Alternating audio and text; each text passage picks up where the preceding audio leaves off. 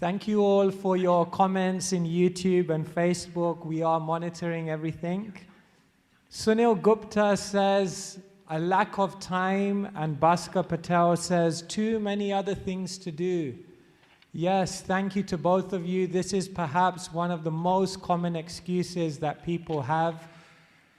They say, I can't practice spirituality because my life is hectic. My life is demanding. There's so many things I have to attend to. Once a person came to me and he said, are you married? I said, no. He said, do you have a job? I said, no. He said, do you have a household and bills to pay? I said, no. He said, do you have children? I said, no. He said, therefore, because you've said no to every one of these questions, you have yes when it comes to time. That was quite a good argument. I wasn't sure how to respond, but then I looked back at him and said, was Arjun married? Yes. Did Arjun have a family? Yes. Did Arjun have a household to run? Yes. Did Arjun have a career and a job and a duty to perform in the world? Yes. Did Arjun have time for spirituality? Yes. In the first chapter of the Gita, we systematically see how this excuse of not having time just doesn't stand up. There are 640 million soldiers on the battlefield of Kurukshetra. They are arranged like pieces on a chessboard. There are millions of soldiers, there are millions of fighters, animals, there are thousands of chariots.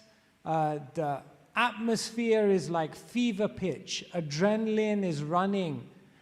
The conches are blowing and the sound of all the conches is deafening. And in the midst of all of that is Arjun, who is probably the most important person on the whole battlefield. So many expectations, so much pressure on him. Everything, all eyes are on Arjun because he is the supreme archer. And in the middle of all of that intensity, what does Arjun say to Krishna? Senayor ubayor madhye ratam stapaya mechuta yavadetam niriksheham yodhukamanavastitan. Arjun, in the middle of this intensity, says to Krishna, Senayor ubayor madhye ratam stapaya mechuta. Krishna, take my chariot to the middle of the battlefield so that I can spend some time reflecting on what is just about to happen. Can any of us say we have a more intense, more chaotic, more demanding situation than Arjun? We can't. And therefore, the excuse of not having time is not an excuse that's acceptable. In our life today, I want to share with you a super important mantra. In life, it's not about having time. It's about making time. If you were to embark on a journey to Scotland in your car, and someone asked you, did you go to the petrol station to fill up fuel? And you looked at them and said, I didn't have time. Imagine you were about to walk into an exam, and as you were walking in, someone asked you, did you revise? And you say, I didn't have time. Imagine you took a pizza out of the freezer and you were just about to eat it, and someone said, did you put that in the oven to heat it up? And you look at them and say, I didn't have time. In each of these situations, the person would look at you and think you're crazy. These things are so important that it's not a question of having time. It's a question of making time is absolutely necessary. Before we decide our goals in life, our direction, what we want to invest time, energy, and resource into, what our cherished aspirations are, first we need to understand what is life about. For that, we need to make time to read spiritual books. We need to make time to associate with spiritual people. And we need to make time to ask spiritual questions, and more importantly, hear the answers that come back.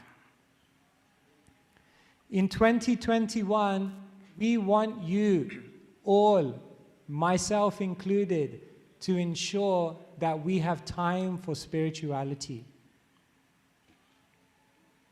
Life is fast, life is hectic, and life is not going to get any slower. At the moment, we're in lockdown. And maybe when the world opens up, we'll be going at double speed, double pace. But today, on the day of Gita Jayanti, on the eve of 2021, a new year, let us make a resolution that we will make time for spirituality just as Arjuna made time for spirituality. Otherwise, our life, what direction is it leading in? I leave you with a quote by Dalai Lama, who was once asked, what amazes you most about people? And you know his answer?